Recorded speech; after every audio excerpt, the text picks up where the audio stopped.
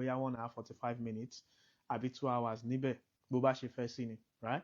Àfáà ní àwọn ti rẹ́dì láti dáhùn gbogbo àwọn ìbéèrè wa pátápátá, gbogbo nǹkan tó rú wa lójú tá à ń sọ nípa Islam, báwọn ti rẹ́dì láti dáhùn.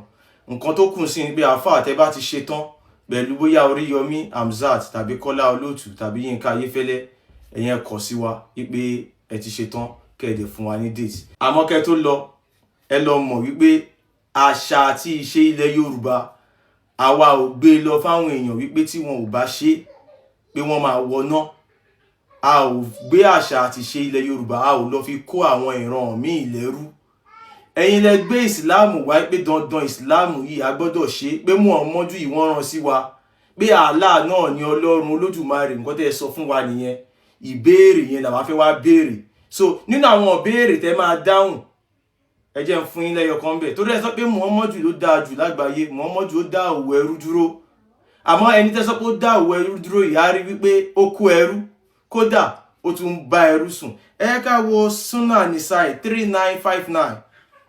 It was narrated from Anas inshallah, that the messenger of Allah had a female slave, pé Muhammadu ó ní ẹrú obìnrin, with whom he had intercourse, tó dẹ̀ máa ń lọ bá ọmọ yẹn sùn.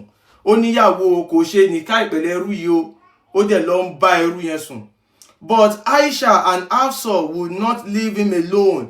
Aisha àti Hafsa wọ́n máa ká mọ́ ibi tí Muhammadu ti ń bá ẹrú sùn, wọn fi lọ́rùn lẹ́ pé nígbà tó níyàwó, ojúṣe tí máa bá ẹrú sùn ṣe lójú kòkòrò báyìí. Until he said that was forbidden for him. Muhammadu wá sọ pé òun ti ṣe kinní yẹn pé èèwọ̀ ni. Then Allah the Mighty revealed. Allah bá sọ àyà kalẹ̀, Quran chapter 66 verse 1. Ipe, "Oh prophet," Muhammadu náà ló fẹ́ nu ara ẹ̀ sọ pé Jibril mú àyà wá o. "Oh prophet, wọ́n Muhammadu, why do you prohibit for yourself that which Allah has allowed to you?" Kí ló dé tí o ṣe léèwọ̀ ohun tí Allah ti ṣe lẹ́tọ̀ọ́ fún ẹ, until the end of the verse. So eléyìí wà nínú àwọn nǹkan tẹ́ máa dáhùn. Àmọ́ tẹ́ bá ń bọ̀, gẹ́gẹ́ bí ìṣe wa, ẹ máa wá pẹ̀lú ẹ̀rí tó dájú, ẹ̀rí tó múnádóko, torí ẹ̀rí láwa fi ń sọ̀rọ̀. Àwa ò kí ń gbọ́ àlàyé, kò sáròyé.